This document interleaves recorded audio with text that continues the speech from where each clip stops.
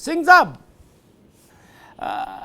जरा हम लोगों को समझाइए ये योजना क्या है, ये भारत की सेना को कैसे मजबूत करेगी, और जो लोग इसका विरोध कर रहे हैं या जो इससे क्षुब्ध हैं और जो सड़क पर निकले हैं, उतरे हैं,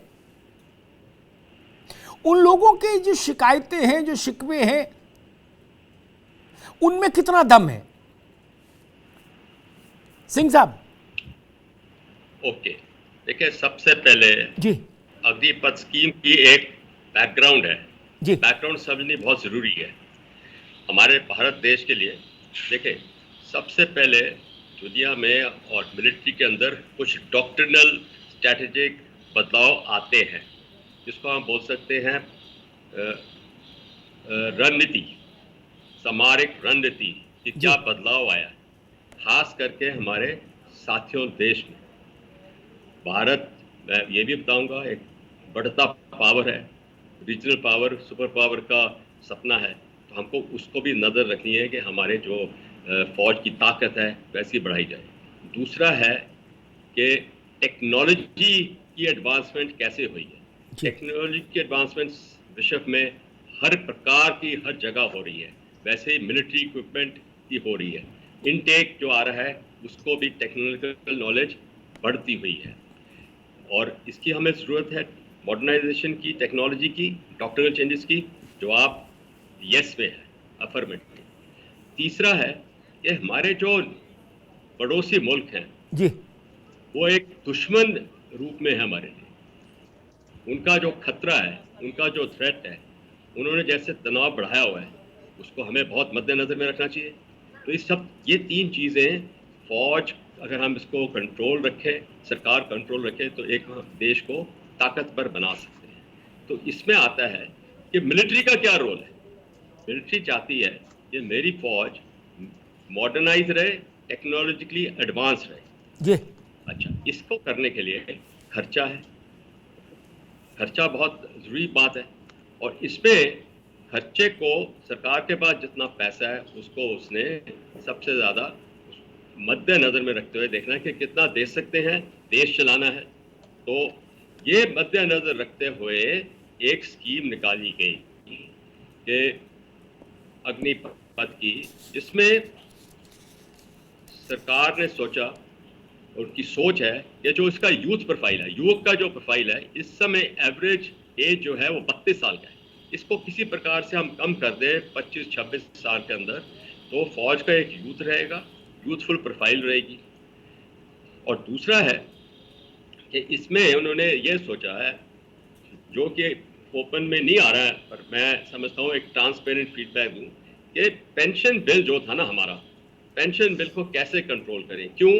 क्योंकि वो रेवेन्यू बजट में जाता है, और हमें चाहिए कैपिटल बजट ज़्यादा, जिससे कि हम मॉडर्न हथियार खरीद सकते हैं। तो पैसे के लिए हम ढूंढ रहे हैं। तो ये बैलेंस करते हुए ये स्कीम आई है, जिसमें क्या है कि 4 साल के लिए इनको अग्निवीर का नाम दिया है। ये इनकी रिक्रूटमेंट होगी, और रिक्रूटमेंट का प्रोसीजर है, उसमें कोई बदली नहीं है, कोई तब्दीली नहीं है। पर यह तब्दीली आई है कि जो उनका ट्रेनिंग का पीरियड होगा वो 6 महीने का होगा। पहले क्या हो रहा था, ये जो ट्रेनिंग है वो हर एक फौज के अंदर अलग अलग समय के लिए की जाती थी। जैसे मैं आपको बताता हूँ, मैं आर्टिलरी का हूँ, तो जो हमारे गनर्स हैं, जो तोपों को चलाते हैं, उनको हम गनर्स बोलते हैं। वो तोपची है जो, उसकी 52 हफ्ते ट्रेनिंग चलती है, तो उसको अभी ये 6 महीने हो गया। वैसे ही अब कोर ऑफ इंजीनियर्स लें तो कोई ट्रेड्स ऐसी हैं जो 18 महीने तक भी करती हैं। तो ये जो 6 महीने का ये ट्रेनिंग स्कीम रखा गया है, ये बेसिक ट्रेनिंग के ऊपर डिवोट करेगा। बेसिक ट्रेनिंग मतलब ये रिक्रूट को अच्छा स्ट्रॉन्ग बनाएगा। जी बिल्कुल। मेजर साहब, हम आएंगे आपके पास, दोबारा में आएंगे आपके पास। आपने बड़ी अच्छी बात बताई, बड़ी कि क्यों ये परिस्थिति बनी। पेंशन का भी बोझ था, और सेना का एज प्रोफाइल भी बदलना ज़रूरी हो गया था। गोविंद मिश्रा के पास मैं चलूँ उससे पहले एक बात मुझे लगता है, अगर मैं इस विवाद को एक पंक्ति में कहने की कोशिश करूं बड़ा कठिन काम है हालांकि ये। नहीं, फिर भी अगर मैं कोशिश करूं तो मैं कहूंगा सरकार कह रही है कि सेना का एज प्रोफाइल अपेक्षाकृत युवा करना है, और जो अभ्यर्थी है या जो इच्छुक अभ्यर्थी है, नौजवान है हमारे देश का, गांव का, वो उसका मूल चिंतन है कि मेरे जीवन में आजीविका की सुनिश्चितता, उसकी गारंटी। ये age profile versus sense of security for job, इसके बीच का संघर्ष है जो मुझे दिख रहा। गोविंद मिश्रा जी, क्या आपत्तियां हैं? और आपसे एक सवाल ये भी, आपत्तियां हैं सिर माथे, युवा है, उसी से देश है, उसी के लिए देश है, विरोध के अधिकार का सिर झुका के सम्मान होना चाहिए लोकतंत्र में, बिल्कुल दुरुस्त बात है। लेकिन ये लाठी डंडा तोड़ फोड़ आग, ये तो नहीं चलेगा। और आपकी आड़ में दूसरे भी खेल जाएं। धनबाद में क्या मिल रहा है रेल के डब्बे में जो जल गए? आईईडी मिल रहा है भाई। गोविंद जी। जी सर, इसमें कई पहलू हैं जिस पे बात करने की जरूरत है। पहली तो ये जो सरकार है हम लोगों की, ये कोई भी योजना, कोई भी स्कीम ले आती है और उसके प्रॉन्स एंड कॉन्स पे विचार नहीं करती है। क्या उससे फायदे होने वाले हैं, नफा नुकसान पे विचार नहीं करती है। पूर्व में हमने नोटबंदी से जैसे तमाम ऐसी योजनाएं देख ली जिससे देखने से ऐसा लगता था कि ये बस तुगलकी फरमान है, साहब का मन किया, साहब ने जारी कर दिया, इससे क्या नुकसान होंगे उस पर विचार नहीं किया। आप देखिए अमिताभ जी, पिछले 3 साल से ये भर्तियां नहीं आई, अलग अलग कारण थे जिसपे तमाम लोग अपने बयान दे रहे हैं कि कोरोना की वजह से नहीं आए, क्या अन्य वजहों से नहीं आए, चलिए हम मान लेते हैं। अब सोचिए जो तैयारी करने वाले लड़के हैं उनकी धारणा सोचिए। पिछले 3 साल 4 साल से वो तैयारी करने वाले लड़के लगातार इस भर्ती के लिए इंतजार में बैठे थे। उनको लगता था कि अब भर्ती आएगी। 4 साल तक उनकी तैयारी का पीरियड खत्म हुआ और अब जब उनको एक उम्मीद मिली है कि नहीं भर्ती अब शुरू होगी, अग्निपथ या जिस स्कीम से हो, उसमें हो रहा है कि अब 4 साल की ही नौकरी करेंगे। भैया 4 साल की तैयारी के बाद 4 साल का नौकरी मिलना कहाँ से न्यायपूर्ण है? पहली बात।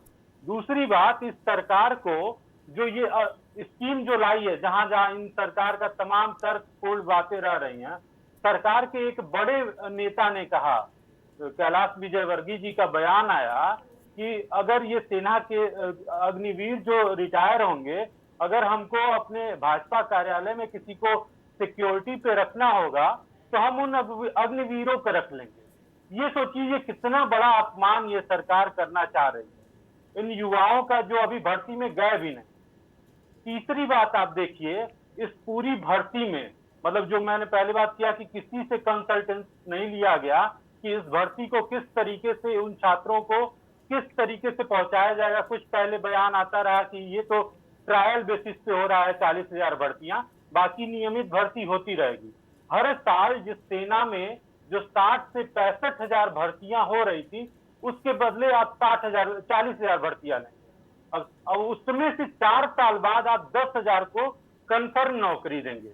तो बस उस कंफर्म की बात करें तो मतलब आने वाले 4 सालों में ये 2,40,000 करीब नौकरियां जो निकलनी चाहिए थी, उसके बदले 10,000 नौकरियां निकली, यानी 2,30,000 अवसरों को इन्होंने खत्म किया।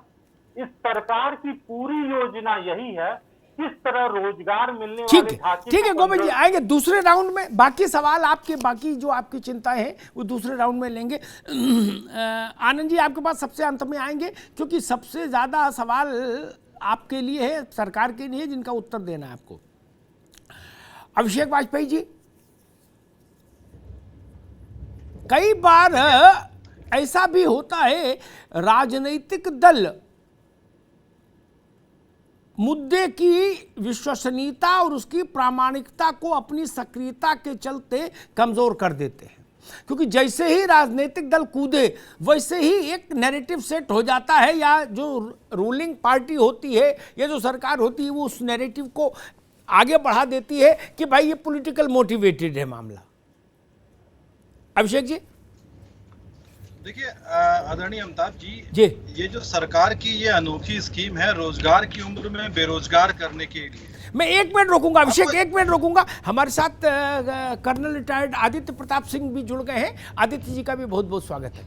जी अभिषेक, कहिए अपनी बात।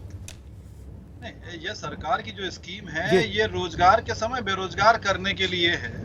और अगर आप देखेंगे, आपको पूर्व में एक आंकड़ा याद होगा कि 2017 में तकरीबन 77,153 वैकेंसियां सेंट्रल गवर्नमेंट ने आर्मी कोटे में थी। तकरीबन 58,396 उसमें से तकरीबन 58,396 कंप्लीट की थी।